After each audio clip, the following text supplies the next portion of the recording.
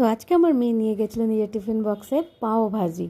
তো আজকে বলে দেবো আমি পাও ভাজির রেসিপি। তো কড়াইতে নিয়ে নিয়েছি প্রথমে 2 টেবিল থেকে একটু কম সাদা তেল, ওর মধ্যে দিয়ে দিচ্ছি জিরে ফোড়ন, দিয়ে ওর মধ্যে রসুন কুচি, আদা কুচি আর পেঁয়াজ দিয়ে একটু ভেজে নেবো। একদম সিম্পল পাও ভাজির রেসিপিটা, নাহলে আমি সকালে উঠে বানাতেই পারতাম না, আমার মেয়ে স্কুলে নিয়ে যাবে বলে বায়না করছিল।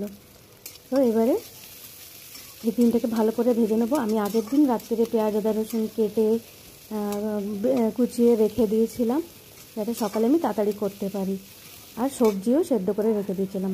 পেঁয়াজটা একটু ভাজা ভাজা হলে পেঁয়াজ আদা রসুনটা ভাজা ভাজা করে নিয়ে এর মধ্যে নুন আর হলুদ দেবো। বেশি কিছু মশলা দেবো না, এক্সট্রা ধনে গুঁড়ো, জিরে গুঁড়ো, গরম মশলা এরকম কোনো মশলাই দেবো না, শুধু নুন আর হলুদ দিয়েছি।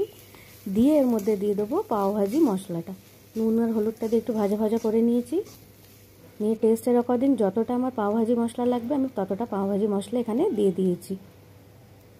তাও প্রায় 1.5 টেবিল স্পুনের মতন আমি এখানে পাওভাজি মশলা দিয়েছি। দিয়ে এখানে সবজি সেদ্ধ দিয়েছি। সবজি সেদ্ধও কী কী দিয়েছি দেখুন, আলু সেদ্ধ, গাজর সেদ্ধ আর কুমড়ো সেদ্ধ। আর কোনো সবজিও ছিল না, এত বৃষ্টি পড়ছিল, সবজি পাওয়াও যাচ্ছে না, আর বৃষ্টির জন্য বেরোতে পারিনি, কিন্তু বায়না ওরও পাওভাজি নিয়ে যাবে। তো এবারে এই সব সবজি দিয়ে এবার একটা ম্যাশার দিয়ে আমি এগুলোকে ম্যাশ করে নিচ্ছি।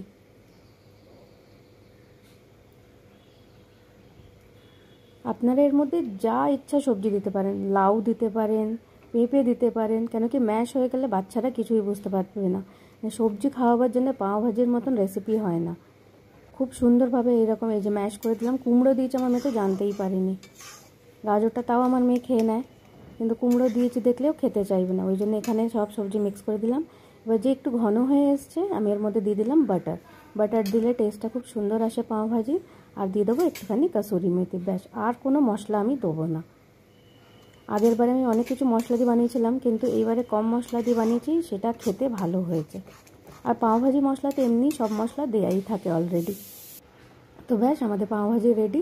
আর পাউরুটি আমি পাও পাইনি, সেদিনে বৃষ্টি হচ্ছিলো, পাও পাইনি, স্লাইস ব্রেড পেয়েছিলাম। ওই স্লাইস ব্রেডই আমি বাটার দিয়ে টোস্ট করে ওইটাই দিয়ে দিয়েছিলাম।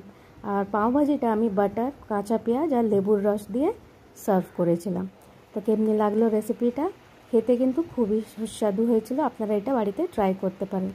ইজি আর চটজলদি হয়ে যাওয়ানেওয়ালা পাও ভাজি রেসিপি আর is ready. Thank you for watching.